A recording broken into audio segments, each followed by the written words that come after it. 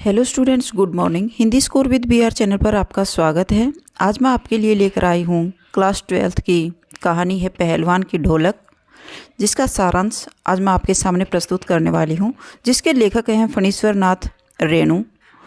तो फणीश्वर नाथ रेणु इस कहानी में क्या संदेश देना चाहते हैं कि इस कहानी के माध्यम से लेखक ने निस्वार्थ भाव से देश प्रेम का संदेश दिया है, जहां लोटन सिंह की ढोलक की आवाज़ पूरे गांव वालों में धैर्य, साहस और स्फूर्ति प्रदान करती थी। रात्रि की विभीषिका में भी यह सन्नाटे को ललकार के सामने चुनौती पैदा कर देती थी और लोगों में साहस की भावना भरती थी। तो चलिए इसका सारांश पढ़ते हैं। पहलवान की ढोलक पाठ का सारांश है। पहलवान की ढोलक फणीश्वर नाथ रेणु के द्वारा लिखित एक श्रेष्ठ कहानी है। फणीश्वर नाथ एक आंचलिक कथाकार माने जाते हैं। मोस्ट इम्पॉर्टेंट क्वेश्चन बनता है कि फणीश्वर नाथ कैसे कलाकार माने जाते हैं, कथाकार माने जाते हैं। तो एक आंचलिक कथाकार माने जाते हैं। मोस्ट इम्पॉर्टेंट क्वेश्चन बनता है, काफ़ी बार कॉम्पिटिटिव एग्जाम में पूछा जाता है। प्रस्तुत कहानी उनकी एक आंचलिक कहानी है, जिसमें उन्होंने भारत पर इंडिया के छाए जाने की समस्या को प्रतीकात्मक रूप से अभिव्यक्त किया है। यह व्यवस्था बदलने के साथ लोक कला और उनके कलाकार के अप्रासंगिक हो जाने की कहानी है।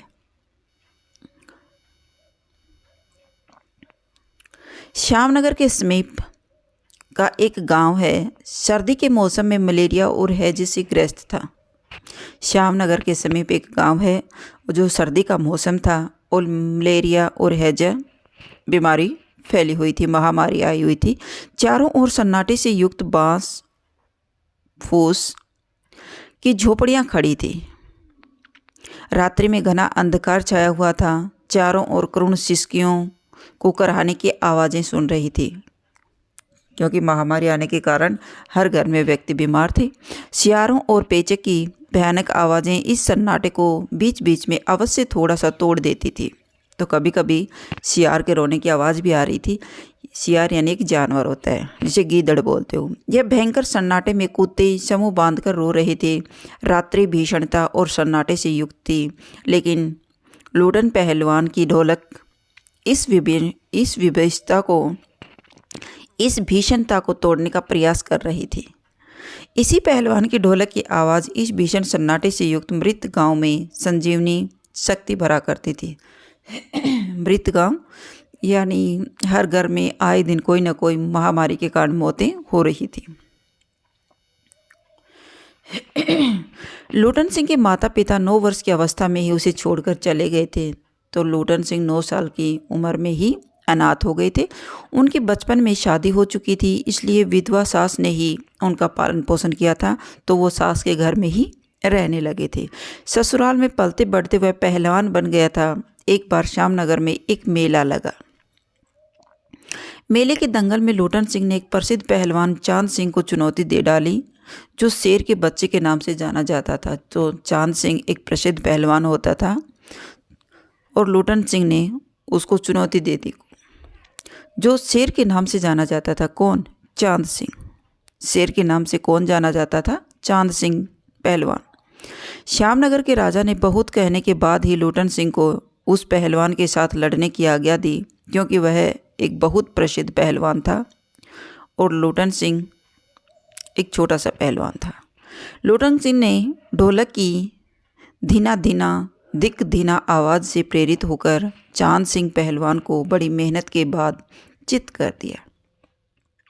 लेकिन वो ढोलक को ही अपना गुरु मानते थे और जैसे ही ढोलक की आवाज़ आती थी और उसी आवाज़ पर वो पहलवानों को चित करते थे। चांद सिंह के हारने के बाद लोटन सिंह की जय जयकार होने लगी और वह लोटन सिंह पहलवान के नाम से प्रसिद्ध हो गया, क्योंकि वो एक प्रसिद्ध पहलवान को भी हरा दिया था।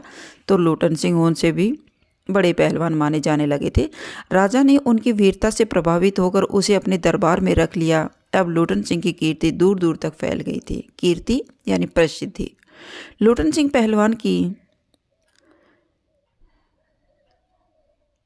पहलवान की पली भी तो पुत्रों को जन्म देकर पत्नी, सॉरी पली नहीं, पत्नी है ये। लोटन सिंह के पहलवान की पत्नी भी 2 पुत्रों को जन्म देकर स्वर्ग सिधार गई थी। अब उसके 2 पुत्र थे।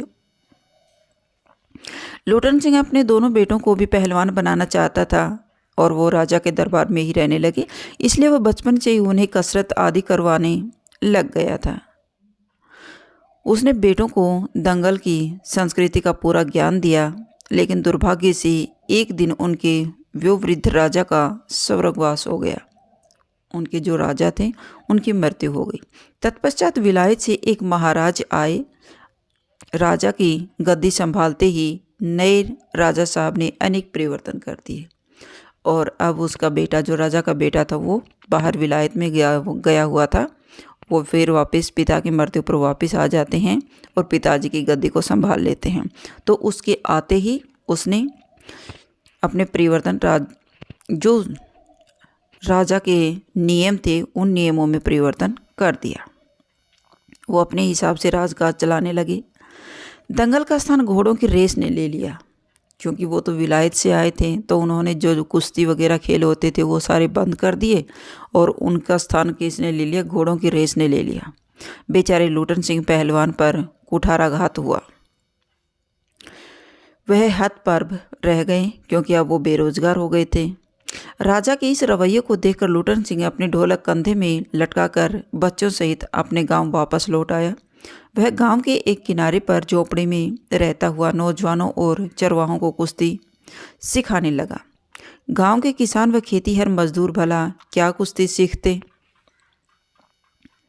अचानक गांव में अनावृष्टि, अनाज की कमी, मलेरिया, हैजे आदि भयंकर समस्याओं का वज्रपात हुआ। तो गांव में अकाल पड़ गया, अनाज की कमी हो गई, मलेरिया और हैजे जैसी भयंकर महामारी गांव में फैल गई। चारों ओर लोग भूख, हैजे और मलेरिया से परेशान रहने लगे और मरने लगे। सारे गांव में तबाही मच गई। लोग इस त्रासदी से इतना डर गए कि सूर्यास्त होते ही अपनी अपनी झोपड़ियों में घुस जाते थे। जैसे ही शाम होती तो लोग अपनी झोपड़ियों में घुस जाते थे। रात्रि की विभीषिका और सन्नाटे को केवल लोटन सिंह पहलवान की ढोलक ही की तान की ललकार कर चुनौती देती थी। यही तान इस भीषण समय में धैर्य प्रदान करती थी और यही तान शक्तिहीन गांव वालों में संजीवनी शक्ति भरने का कार्य करती थी। तो गांव में संजीवनी शक्ति भरने का कार्य कौन करता था? लोटन सिंह का ढोलक की तान, उसकी आवाज़। पहलवान के दोनों बेटे भी इस भीषण विभीषिका के शिकार हो गए और प्रातः होते ही पहलवान ने अपने दोनों बेटों को निस्तेज पाया और उनके दोनों बेटों की मृत्यु हो जाती है महामारी से। बाद में वह अशांत मन से दोनों को उठाकर नदी में बहा आया और लोग इस बात को सुनकर दंग रह गए कि जो सारे गांव में संजीवनी बूटी का काम करते थे, जो ढोलक बनाकर लोगों का उत्साह बढ़ा रहे थे, बजा बजा कर लोगों का मन बहला रहे थे, आज उन्हीं के दोनों बेटों की मृत्यु हो गई। यह असह्य वेदना और त्रासदी से भी पहलवान नहीं टूटा। अब भी वो अपना ढोलक बजाने का काम करता रहा और लोगों का में हौसला जगाता रहा। रात्रि में फिर पहले की तरह ढोलक बजाता रहा। इससे लोगों को सराहा मिला। लोगों ने उसे सराहा कि आज भी इसके घर में 2 मौत हो गई हैं, फिर भी वह अपना साहस नहीं छोड़ रहा है।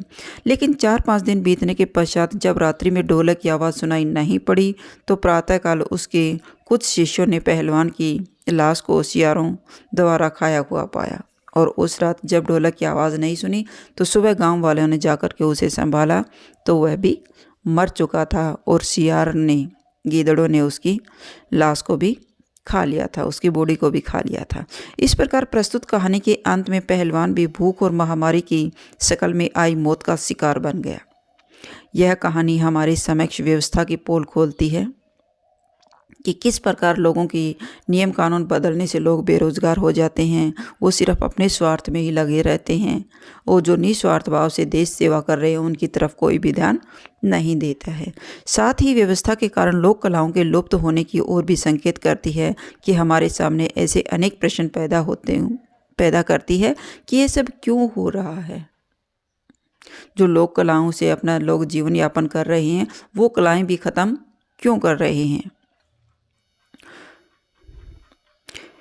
वह ढोलक की आवाज़ सुनकर ही आगे इसमें कुछ ढोलक की आवाज़ से, जो ढोलक को वो अपना लोटन सिंह गुरु मानते थे, तो उनकी कौन कौन सी आवाज़ से वो उनका क्या अर्थ निकलता था, क्या समझते थे।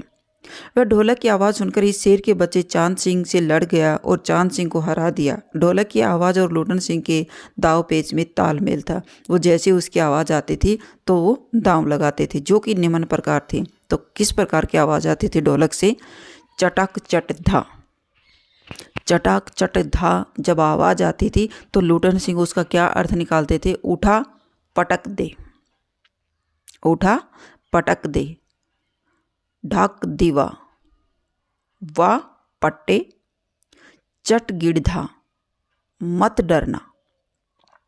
धाक धिन तिरकटी तिन, यानी दांव काटो और बाहर हो जाओ।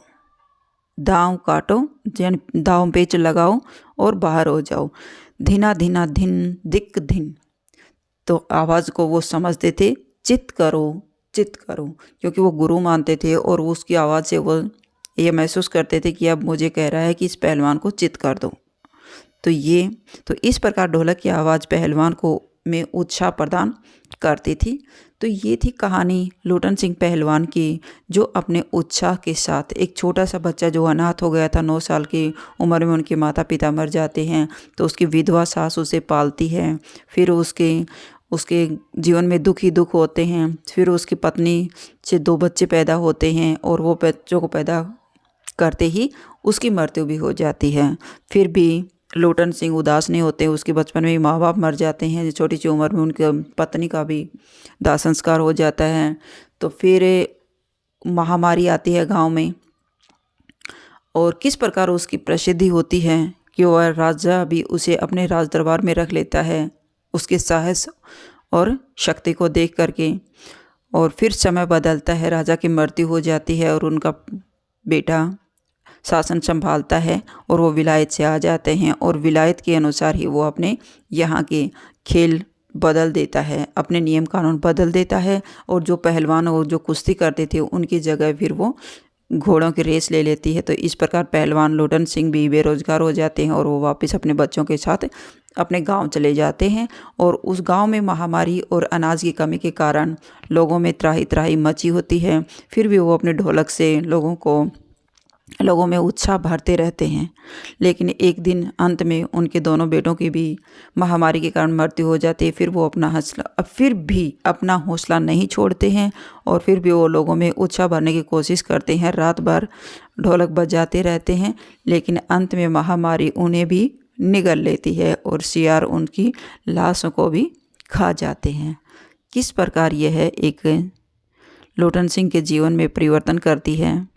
तो इससे हमारे मन में अनेक प्रश्न उठते हैं कि समाज ऐसा क्यों ऐसे कार्य करता है जिनसे लोगों का जीवन यापन भी ख़त्म हो जाती है। 2 टाइम की जो रोटी कमाते हैं वो कला भी वो लोग क्यों बंद कर रहे हैं।